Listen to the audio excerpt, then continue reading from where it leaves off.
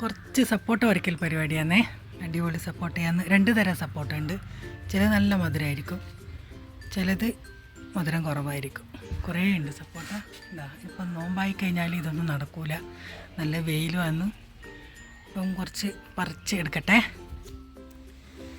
ഇതാ സപ്പോട്ട പറിച്ചിട്ട് ഇനി ഇതുപോലെ ഒരു കവറിൽ കെട്ടി വെച്ചാൽ 2 ദിവസം കൊണ്ട് പോകും. ഇത് കുറച്ച് മുമ്പ് പറിച്ച് വെച്ചതാണ്.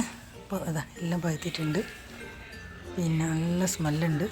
ഇനി ഇത് ഞാൻ ഇതുപോലെ ഈ കവറിലിട്ട് 2 ദിവസം വെച്ചാൽ മതി, വേഗം പഴുത്ത് കിട്ടും. അടിപൊളി സപ്പോട്ടയാണ്, നല്ല മധുരമാണ്. ഇങ്ങനെ ഈ നീളം വരുന്ന സപ്പോട്ട ഉണ്ടല്ലോ, ഇതാ ഇത് നല്ല മധുരമായിരിക്കും. ഒരു നീളമാണ്, പക്ഷേ ഇൻ്റർലോക്കിൽ വീഴുന്നതുകൊണ്ട് വേഗം പൊട്ടിപ്പോകുന്നു. പിന്നെ റൗണ്ടായിട്ടുള്ളൊരു സപ്പോട്ടയുണ്ട്, ഇതാണ് സംഭവം.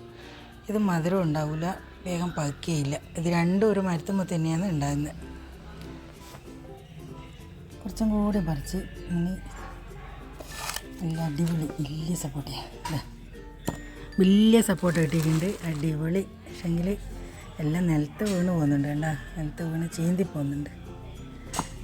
ഓക്കെ, അതും കൂടി കവറിൽ ഇട്ട് വെക്കാൻ നോക്കട്ടെ. നോമ്പിന് അടിപൊളി.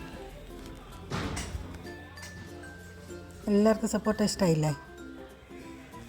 ഇതുപോലെ കവറിലിട്ട് കെട്ടി വെച്ചാൽ 2 ദിവസം കൊണ്ട് പഴുക്കും. നമ്മൾ നോക്കി നോക്കി എടുത്താൽ മതി, വേഗം പഴുത്ത് കിട്ടും. 2 ദിവസം കൊണ്ട് പഴുക്കും. പിന്നെ വെച്ചാൽ പൊട്ടിയതല്ലേ, ഇപ്പോൾ കുറേ ദിവസം വെക്കുമ്പോൾ കെട്ടുപോകും.